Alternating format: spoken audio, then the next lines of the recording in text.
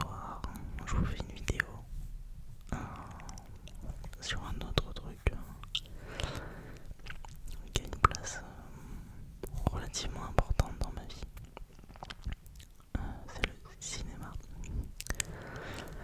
Donc, en fait, je me considère pas comme un expert en cinéma. Je dirais que je regarde des films assez souvent, peut-être plus que la moyenne. Peut-être un peu plus que la moyenne. Je m'y intéresse dans le sens où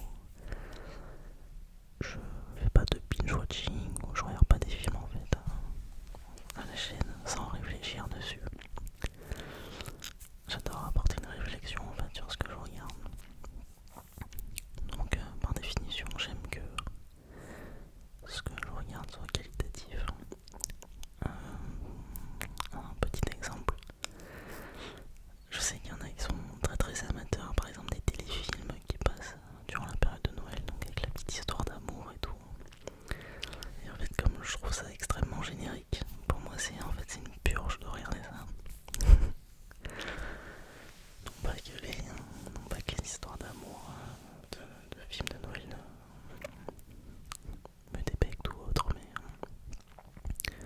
c'est toujours le même schéma et dès les 5 premières minutes, on a déjà l'intrigue du film, on sait déjà ce qui va se passer. J'ai l'impression de perdre mon temps en fait à regarder des films comme ça. C'est que beaucoup aiment juste pour le mood en fait du film. Mais moi ça fait pas trop écho en moi, pour être honnête. En revanche, il y a des films de Noël que je kiffe, hein, comme par exemple Maman j'ai raté l'avion, j'adore ce film. Parce qu'il a marqué mon enfance. Et que je trouve le film assez cool, pour le coup. Et l'intrigue assez originale. Mais voilà, donc c'est pas le sujet de la vidéo, mais j'aime bien en fait regarder des choses qui ont du sens et qui sont qualitatives. Donc entre autres, aujourd'hui je vous propose une vidéo qui me concerne entre guillemets, dans le sens où ce sont mes goûts à moi, c'est mon expérience à moi. Ce sont des films qui ont fait écho en moi. Et je vais vous exprimer pourquoi. Je suis plus un amateur de cinéma moderne qu'un amateur de vieux films. Il y a quelques classiques que j'apprécie, mais honnêtement je regarde pas trop les films qui ont vieilli parce que ça fait pas trop écho en moi. J'ai pas cette nostalgie, honnêtement. Je suis né en 99, donc j'ai quand même connu les films un peu genre Stallone, Schwarzenegger, les films américains comme ça, mais que je regarde plus du tout d'ailleurs parce que je trouve ça mal vieilli, mais après c'est mon avis qui est propre. Et je peux comprendre qu'il y en a plein qui adorent ça. Et il y a des merveilles, il y a des pépites, hein, je dis pas, mais je regarde plutôt les films qui sont sortis dans les 25 dernières années. Voilà, en gros pour vous situer.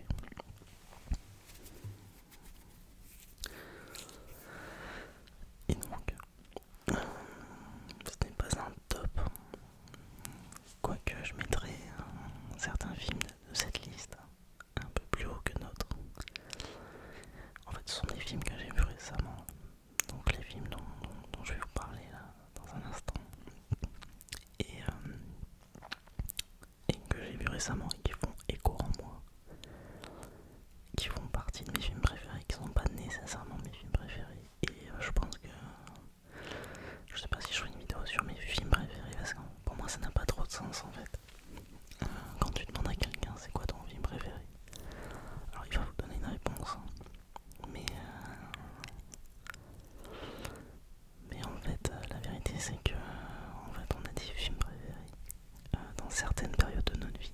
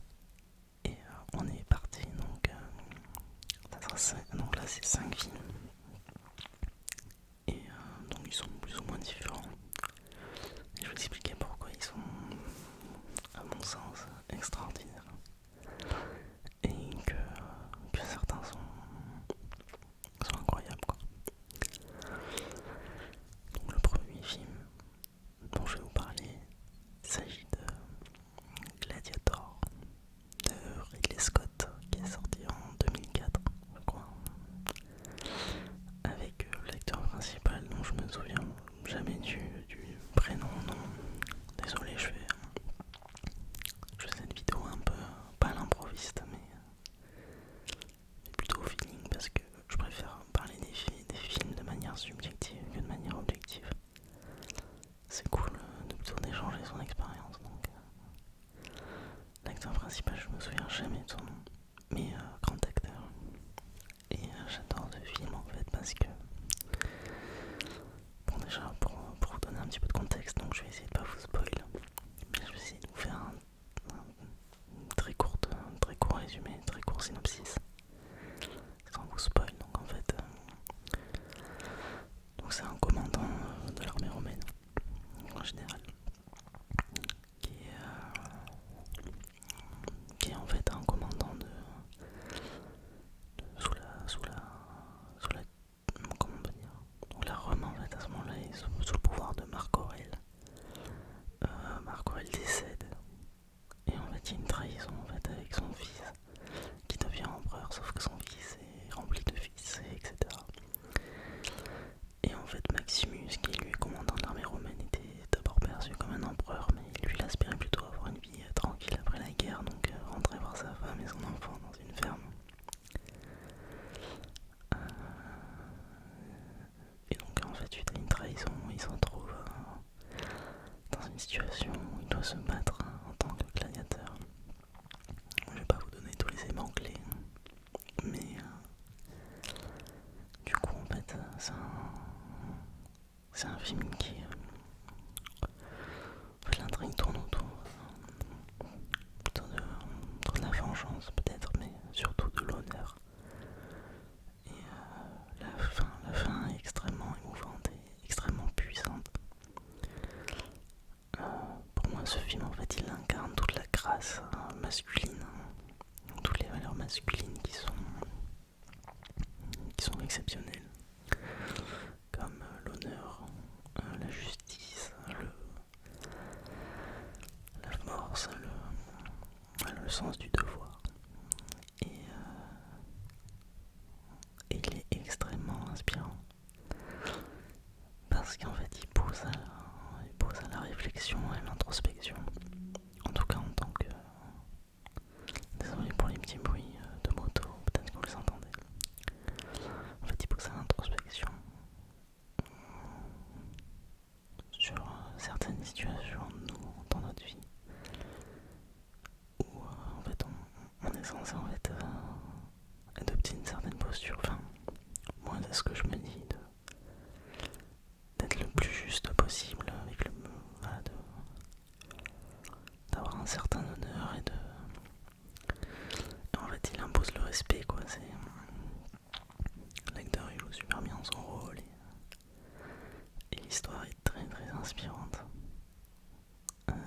Pour moi il incarne vraiment voilà, il est très émouvant en tant qu'homme, en tout cas je le trouve très émouvant parce que c'est très spécial en fait. On est plongé en fait dans la tête d'un gars qui a tout perdu et qui est profondément un homme bien quoi. Et en fait c'est ça, c'est ce côté en gros, vous avez le bien et le mal et qui se sont décrits de manière assez juste en fait. Vous avez vraiment le protagoniste ultime qui lui est joué par un Joaquin Phoenix et qui joue d'ailleurs dans le film. Joaquin Phoenix est vraiment extrêmement fort pour jouer le protagoniste dans ce film. Désolé, j'ai une petite poussière dans l'œil. Donc voilà, donc je vous laisse le découvrir. Pour moi c'est un incontournable. Et vous allez me voir pleurer maintenant. Et pour moi c'est un film qui est extraordinaire, qui est très émouvant, qui fait vraiment écho en fait à ce qu'on est nous, qui fait réfléchir. La bande son en plus, il me semble que c'est Hans Zimmer, donc Hans Zimmer c'est quelqu'un qui c'est un génie pour moi de la composition, donc honnêtement si vous n'avez pas vu, ou en tout cas si vous l'avez déjà vu, je pense que vous comprendrez ce que Gladiator 2 qui est sorti très récemment et que j'allais voir au cinéma, qui est pour moi un navet complet. Il fait pas du tout honneur au premier, c'est un raté. Les jeux d'acteurs sont pas bons, l'histoire on n'y croit pas. Et il fait pas du tout honneur au premier. C'est catastrophique, selon moi. J'ai été très déçu. Je m'attendais à rien, mais je suis quand même déçu quoi. Je savais que ça allait être compliqué, j'ai vu le casting, j'ai vu le contexte un peu, j'ai fait bon. Ça va être compliqué de nous pondre quelque chose de sympa, mais après bon, je suis pas parti avec des a priori, je me suis dit je m'attends à rien. Et on voit ce que ça donne et j'ai été déçu. Donc Gladiator 1 mais pas le 2. Et pourtant Pedro Pascal qui joue dans le casting du 2, en fait c'est le seul que je trouve crédible dans son rôle. Le reste pour moi est vraiment n'est pas crédible, tout simplement. Et il fait pas du tout honneur au 1 qui est magnifique. Le deuxième film. Alors si je vous dis un peu une vibe un peu Miami Vice,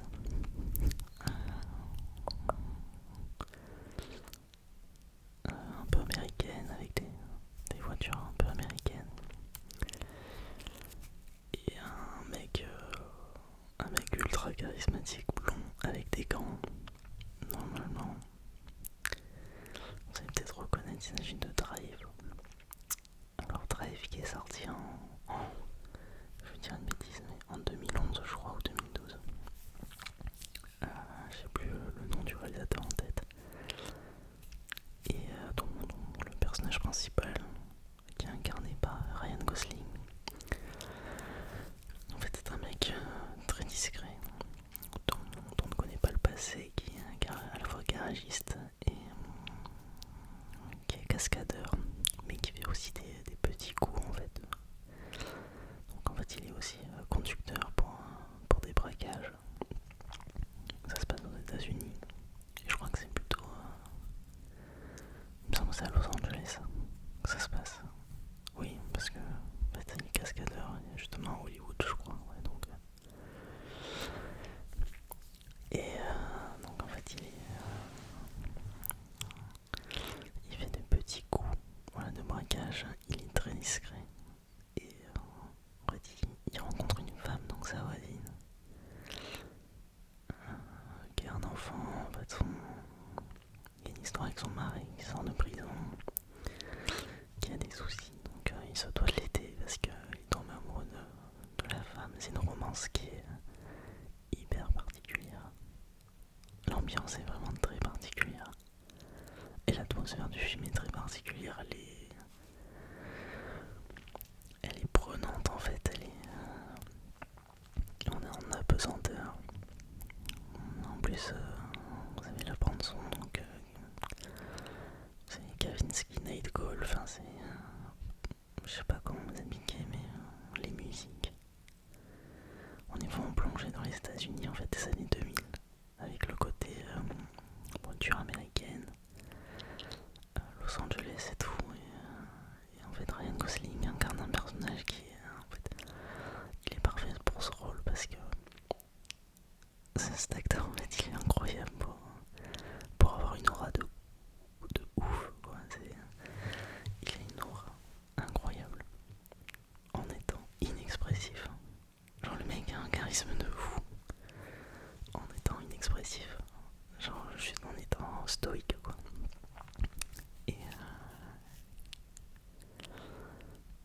Et d'ailleurs il joue dans Blade Runner 2049, qui est un excellent film d'ailleurs que je vous conseille,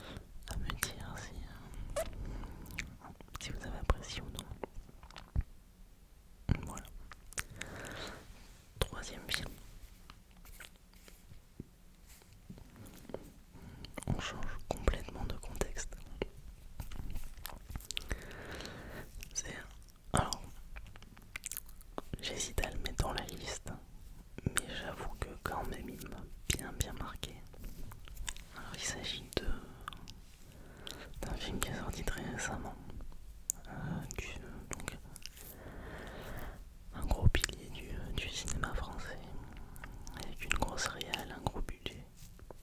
Ça vous dit peut-être quelque chose, hein, qui est en fait extrait, qui est inspiré extrait en fait d'un roman et d'un roman qui est hyper connu. Il s'agit du Comte de Monte Cristo, donc qui est incarné par Pierre Ninet. Et je pense que c'est l'un des meilleurs films français de l'histoire du cinéma français. Je trouve que ça y est quoi. Enfin, on a une belle réalisation, enfin on est crédible parce que je détestais le cinéma français jusqu'à maintenant en fait. Dans le sens où c'est tout le temps la même chose quoi. C'est une comédie tirée par les cheveux, très peu émouvante, avec des scènes un peu humoristiques mais avec un humour un peu lisse. Enfin ça se limite vraiment aux comédies françaises vraiment bidon selon moi, que je déteste. Non, enfin que je déteste, non pas spécialement parce qu'il y en a quand même que j'aime bien et qui sont assez cultes. Mais ce que je veux dire c'est que la recette est tout le temps la même quoi. Regardez Bienvenue chez les Ch'tis, enfin tout ce genre de film quoi. Bienvenue chez les Ch'tis, les Tuches, enfin vous voyez ce que je veux dire. Ce genre de film en fait que je trouve très peu convaincants.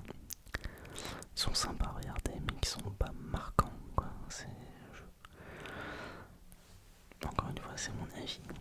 Et le Comte de Monte Cristo fait honneur au cinéma français parce qu'il est très bien réalisé.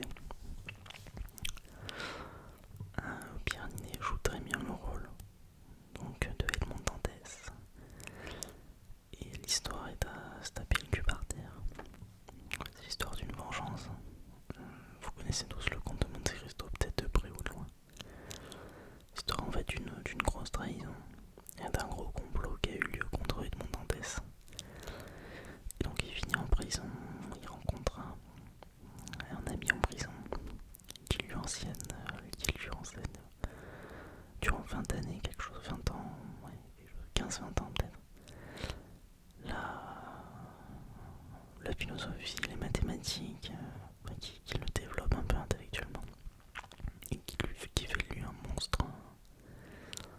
intellectuel qui est imprenable dans tous les domaines quoi, donc c'est ouf.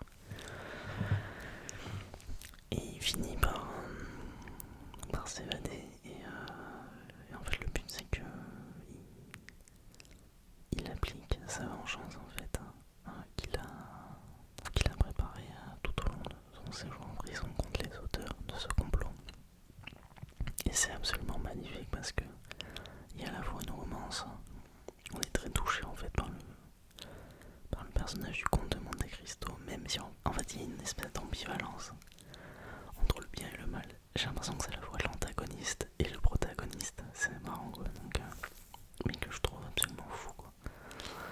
Avec des personnages qui sont très attachants et qui incarnent super bien leur rôle. Je sais pas le nom des autres acteurs en tête, mais j'ai trouvé le casting très convaincant. J'ai été très content en fait quand j'ai vu le film, je me suis dit waouh, c'est une, désolé du terme, c'est une putain de claque quoi. Et ça fait du bien en fait, c'est un souffle nouveau qui fait du bien au cinéma français, avec une affiche qui est très belle, avec un beau casting. Donc voilà, très content. N'hésitez pas à le regarder. L'ambiance musicale aussi, la composition est très belle aussi. Et c'est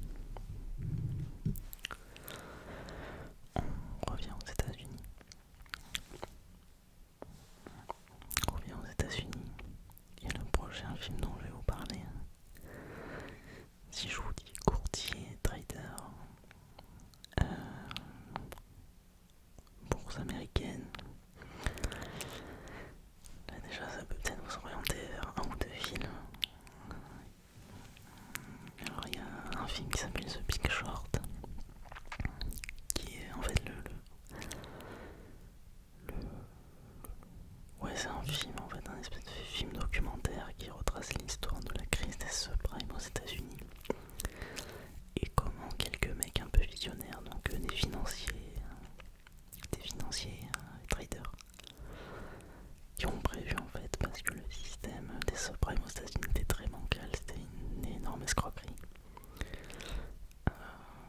Qui ont prévu en fait la crise et qui ont parié contre la banque et ils ont fait des dizaines voire des centaines de millions de dollars en fait au moment où le marché s'est effondré parce qu'ils avaient prévu ça. C'est pas le film dont je voulais vous parler mais ça fait partie des films sur le même thème un petit peu. Dans le film dont je vais vous parler, il s'agit du Loup de Wall Street. Alors, que dire sur ce film? Absolument allaitant. C'est un pétard, je trouve, ce film. Il est fou, quoi. Genre, il est à la limite de l'absurde, en fait. Et je soupçonne, en fait, le réalisateur de ne pas avoir voulu.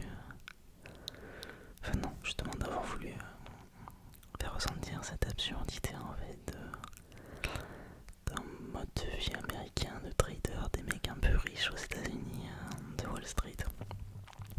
Où en fait on est dans une société à la fois où les mecs sont ultra riches et très décadents aussi, à prendre beaucoup de drogue, avoir un mode de vie qui est complètement irréel et qui me fait penser à American Psycho aussi, un autre film encore mais tourné différemment. Et en fait c'est l'histoire de Jordan Belfort, donc lui c'est un apprenti courtier qui en fait venait d'arriver à Wall Street et donc il s'est fait évincer de Wall Street parce que à cause de, enfin il est arrivé le premier jour je crois où il était courtier. C'est tiré d'une histoire vraie, j'ai oublié de préciser. Le premier jour où il était courtier c'était un lundi noir, donc dans les années fin des années 80 je crois, ouais. Et donc en fait il s'est fait évincer parce qu'il y a une grosse crise financière au moment où il est devenu courtier. Et donc il a tout recommencé à zéro et en fait il a monté une boîte de courtage qui est complètement pipée, où ils vendent des fausses actions donc avec des partenaires à eux qui sont aussi des escrocs. Et en fait les mecs sont hyper commerciaux, enfin c'est des fous furieux. Ils sont très forts dans ce que c'est, ils font des escroqueries de fous. Et en fait on voit leur mode de vie décadent, donc en fait qui tourne autour de la drogue, le sexe et les trucs un peu démesurés, et ils sont de plus en plus le film. En fait c'est une montée en fait, une espèce d'ascension en fait durant le film où tu te dis mais à quel moment ça va s'arrêter, tellement que c'est absurde encore. Et en fait je vous laisserai découvrir par vous-même mais ça va très loin. Et je trouve le casting génial, donc c'est DiCaprio qui incarne Jordan Belfort qui d'ailleurs je pense que cette année il aurait mérité un Oscar pour l'acting parce que l'acting est incroyable. Et enfin une bonne raison de regarder ce film c'est Margot Robbie, les gars. Oh là là. Désolé les filles mais Margot Robbie en duchesse dans ce film c'est quelque chose quoi. C'est une très très belle femme. Et donc j'adore Margot Robbie dans beaucoup de ses films. Une actrice que je trouve d'ailleurs magnifique. Et je l'aime pas parce qu'elle est... Enfin, c'est un des critères, je la trouve magnifique, mais aussi parce que je trouve que c'est une très très bonne actrice. Mais je l'aime pas que pour ça. Et donc je vous conseille ce film si vous l'avez jamais vu, vous avez déjà entendu parler. Il y a beaucoup de références en fait à ce film parce qu'il est sorti en 2013 je crois. C'est devenu un film assez mythique dans le genre. Et donc voilà, donc je vous le conseille. Regardez-le. Il y en a peut-être qui... En fait, je pense que c'est un film assez clivant. Donc c'est soit on l'adore, soit on l'aime pas quoi. Il n'y a pas d'entre-deux, mais ça vaut le coup d'essayer de le regarder. Parce que ça pourrait être une bonne surprise. Et il est assez inspirant dans le fond quand même quoi, parce qu'on voit que l'ascension d'un mec qui devient très très riche rapidement, comment il peut devenir fou quoi. Enfin c'est tiré par les cheveux, mais j'adore ce film en fait.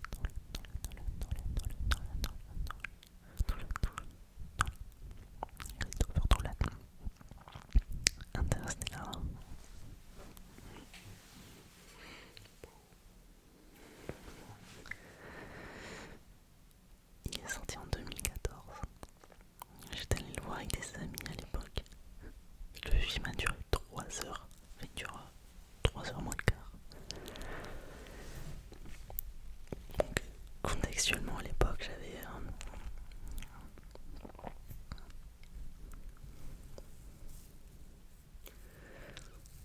14-15 ans quand il est sorti. On est 25 aujourd'hui. Il m'a retourné en 1000 morceaux. Il m'a retourné, j'avais 14-15 ans, il m'a retourné. Et pourtant je l'avais pas compris en fait à 100%. C'est un film en fait qui est assez exigeant. Ça demande peut-être un peu de connaître quelques concepts de physique quantique et d'astrophysique, ce genre de choses. Mais en fait il y a un rapport avec l'espace et le temps qui est très particulier dans ce film parce que c'est une odyssée spatiale où ce sont des explorateurs qui cherchent une autre planète habitable pour les humains. Parce que la planète Terre se meurt, donc c'est dans un futur proche. Et on va dire un trou de verre qui apparaît aux abords de Saturne, et en gros il rentre dans ce trou de verre, qui est une déformation de l'espace-temps pour entrer dans une autre galaxie. Et galaxie qui a en son centre un trou noir, et donc avec différentes potentielles planètes habitables. Et en fait toute l'intrigue tourne autour de ça, mais il y a quelque chose de caché aussi, c'est que il y a un rapport avec l'espace et le temps qui est très particulier. En fait je pourrais en faire une vidéo entière de ce film, mais si je vous explique tout en détail ça va être très très long. Mais il est à la fois profondément humain et terre à terre, et profondément en fait imaginaire, mais ouais, enfin imaginaire entre guillemets, mais voilà, qui pousse à l'introspection vis-à-vis de soi, mais également en fait l'ensemble des choses qui nous constituent autour de nous. Et donc il est à la fois, en fait il a une dimension très macro et une dimension très micro, et c'est ça qui est génial, c'est que il joue de ça quoi. Et Nolan en fait a très bien réalisé ce film parce que déjà il est magnifique en termes d'imagerie, c'est du très très haut niveau. En termes de réalisation, c'est Hans Zimmer aussi qui est aux commandes de la musique. Donc sûrement si vous avez vu, vous savez que la musique, la bande son du film est iconique. Il a même joué de l'orge dans une église. De l'orgue plutôt, dans une église pour constituer le thème principal du film. Donc il y a Odyssée spatiale, quelque chose qui résonne en fait dans des grands espaces. Très très fort. Et donc Cooper en fait qui est le personnage principal et qui est incarné par Matthew McConaughey.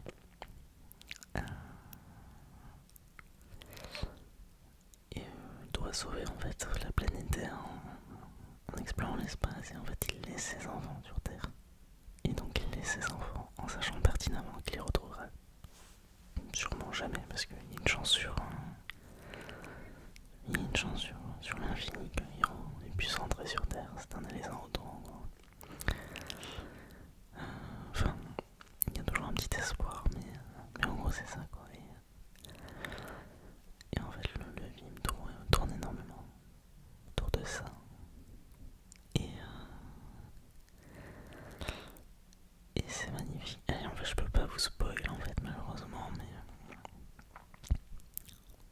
c'est vraiment une découverte folle quoi. Si vous découvrez ce film, vous allez être, je pense, bouleversé. Alors soit vous allez détester parce qu'il est à la fois exigeant et long, soit il peut vraiment vous marquer pendant des années. Moi il m'a marqué encore aujourd'hui, il m'a marqué encore. Je l'ai trouvé très émouvant, très... Il est très dur en fait, il est très très dur. Et il est à la fois bouleversant en fait dans notre manière d'appréhender les choses, dans notre vie, dans notre quotidien, dans notre environnement.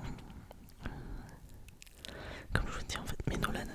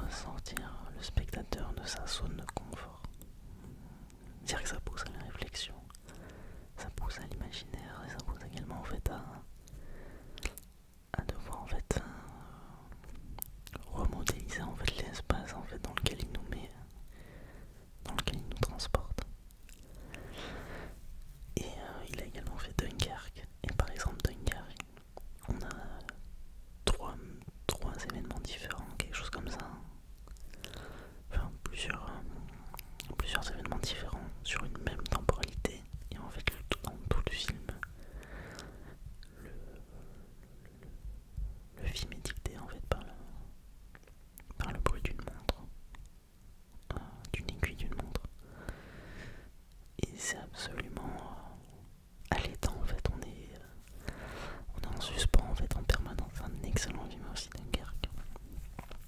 Et je vous parlerai d'ailleurs des films sur les différentes thématiques. Mais Interstellar, c'est un must have. Il faut absolument que vous le regardiez. Si vous aimez pas, c'est pas grave. C'est pas grave. Vous avez le droit de pas aimer. Mais c'est franchement, parce qu'il est à la fois très inspirant et très qualitatif. C'est un pur spectacle. Pour les yeux, pour les oreilles, c'est magnifique.